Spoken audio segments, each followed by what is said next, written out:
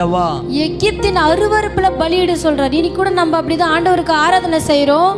நம்மளுடைய வீடுகள்ல ஆண்டவரை நல்லா சத்தமா துதிக்கிறோம். நம்மள வீடுகள்ல அனுதினமும் குடும்ப ஜெபம் பண்றோம். ஆனாலும் அந்த அருவருப்புகளோடு நம்ம செஞ்சோம் அப்படின்னா கல்லறிவார்கள். அந்த இனி கூட அடிமைத்தனத்திலிருந்து வெளிவராதபடிக்கு, முழுமையா ஆண்டவர் சமூகத்தில் நம்மளை ஒப்புக்கூடாதபடிக்கு, முழுமையா ஆண்டவரோடு நம்ம சேராதபடிக்கு பார்வோன் சொல்ற முதல் தந்திரமான வார்த்தை என்ன அப்படின்னா, இங்கேயே பலியிடு. அந்த அருவருப்புக்குள்ளேவே இரு. அருவருப்புன்னு அவங்க எதை சொல்லணும்னா விக்கிரக ஆராதனை. விக்கிரக ஆராதனை ஆண்டவர் பார்வைக்கு மிகவும் அருவருப்பு. நிறைய வசனங்கள்லாம் பார்க்கலாம். உபாகமெல்லாம் நிறைய வசனங்கள்லாம் இருக்குது. விக்கிரக ஆராதனை அவர் அடியோட வெறுக்கிறார். ஒருவன் விக்கிரக ஆராதனை பண்ணால் அவன் சமூகத்தில் இருக்கவே கூடாது அப்படின்னு. விக்கிரக ஆராதனை என்னன்னு நம்மளுக்கு நல்லாவே தெரியும்.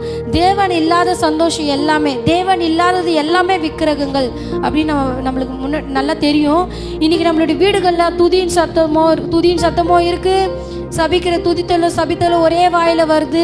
இது பார்வோன் நமக்கு இடுகிற முதல் தந்திரமான விஷயம் அப்படின்னா, அருவருப்பிலே இருக்க சொல்லுவான். அருவருப்பிலே இருந்து கத்துற துதி. அப்போ எப்படி அந்த ஜபத்தை ஆண்டவர் கேட்பாரு? அந்த பலியிடுதலை எப்படி அவர் அங்கீகரிப்பாரு?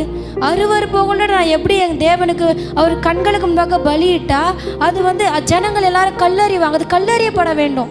அருவருப்புகளை செய்கிற ஒவ்வொருத்தரும்